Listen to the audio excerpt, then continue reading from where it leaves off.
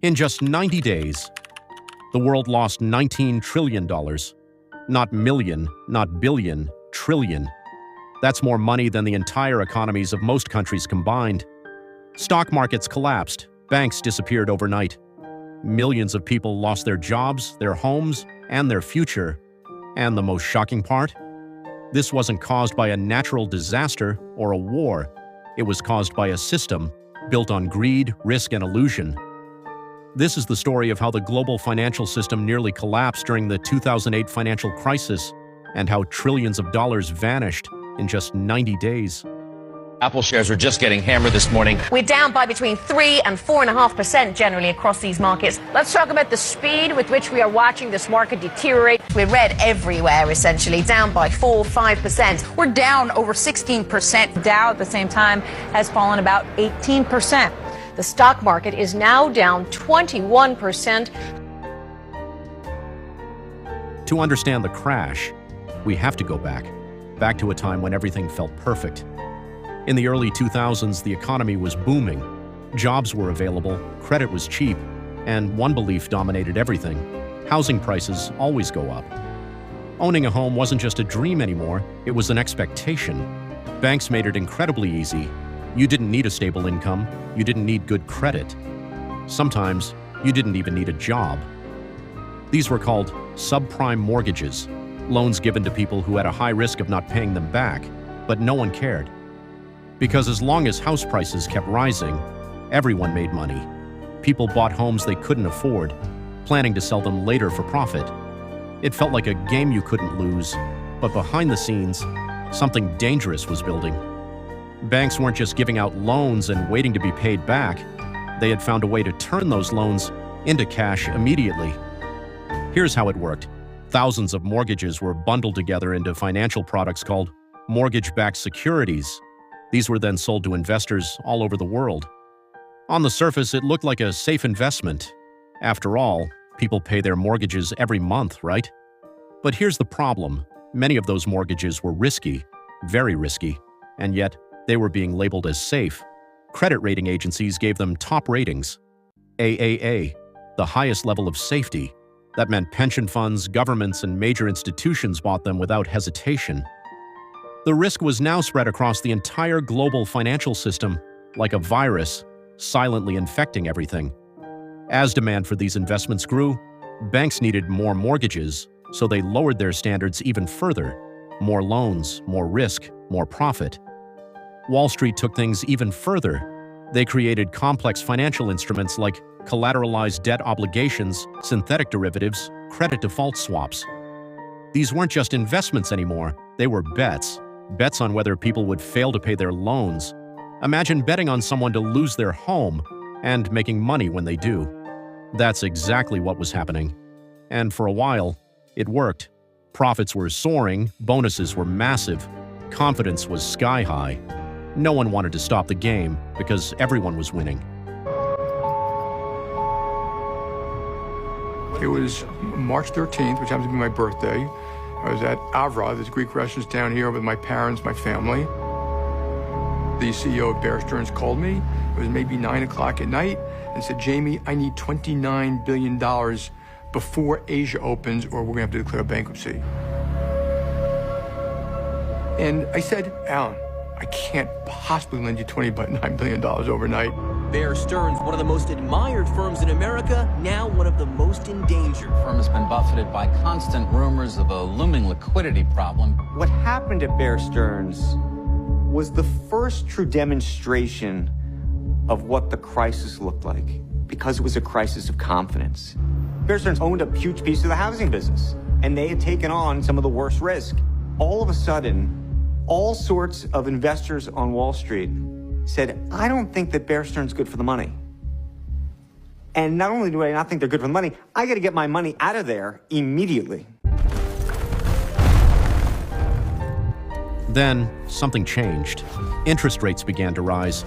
At first, it didn't seem like a big deal, but for millions of homeowners with adjustable rate mortgages, their monthly payments suddenly increased dramatically. People who were already struggling couldn't keep up. Missed payments turned into defaults. Defaults turned into foreclosures. Homes began to flood the market. And when supply increases rapidly, prices fall. Suddenly, houses weren't worth what people paid for them. Some were worth far less. This created a new problem. People owed more on their mortgage than their house was worth, and many simply walked away. The system was starting to crack. As more people defaulted, those mortgage-backed securities began to lose value fast. Investors realized something terrifying. The assets they thought were safe were actually toxic. Banks started reporting massive losses, billions of dollars gone. Confidence disappeared, and in the financial world, confidence is everything. Then came the breaking point. One of the biggest investment banks in the world collapsed.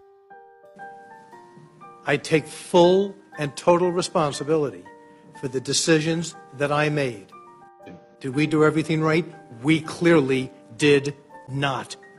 I believe we made poor judgments and timing for the assets that we bought and for the businesses that we supported. Lehman Brothers filed for bankruptcy. It was one of the largest financial failures in history, and it sent shockwaves across the globe. If a giant like that could fall, who was safe? The answer, no one. AIG effectively was insuring all the other Wall Street banks. Wait a minute.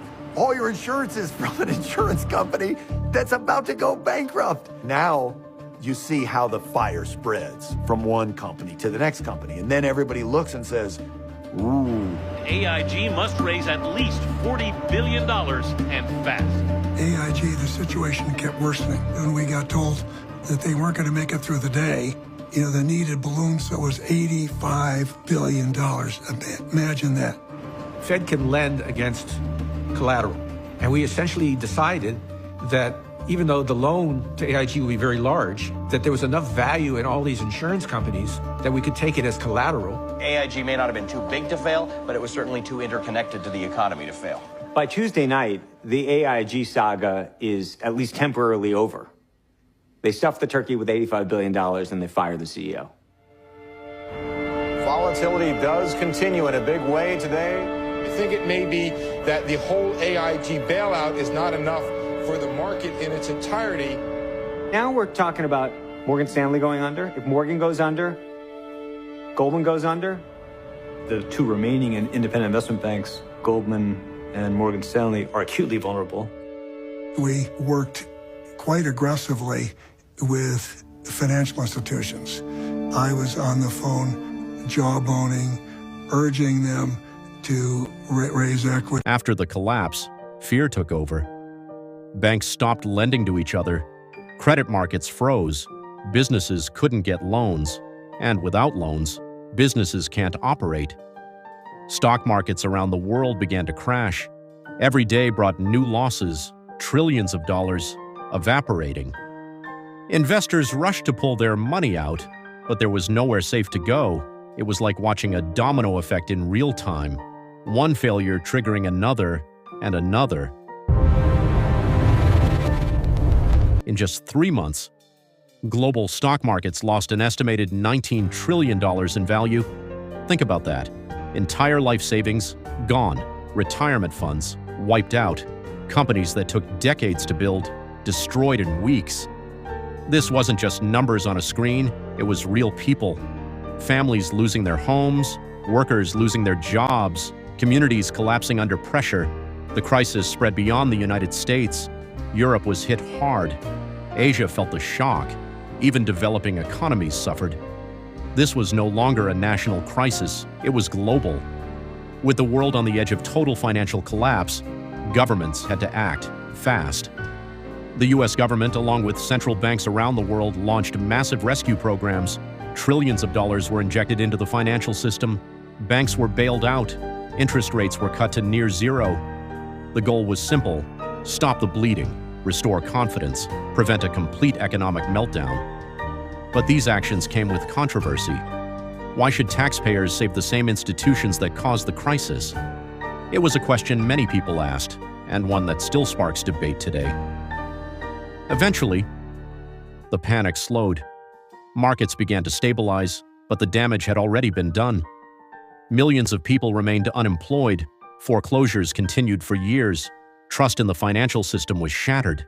New regulations were introduced, banks were forced to hold more capital, risky practices were limited. But some experts believe the system is still vulnerable because at its core, human behavior hasn't changed, greed still exists, risk still exists, and the desire for profit still drives decisions. The 2008 financial crisis wasn't just about money, it was a warning, a reminder of how fragile the global system really is, and how quickly things can fall apart when risk is ignored and greed takes control, because in the end, it only took 90 days for the world to lose $19 trillion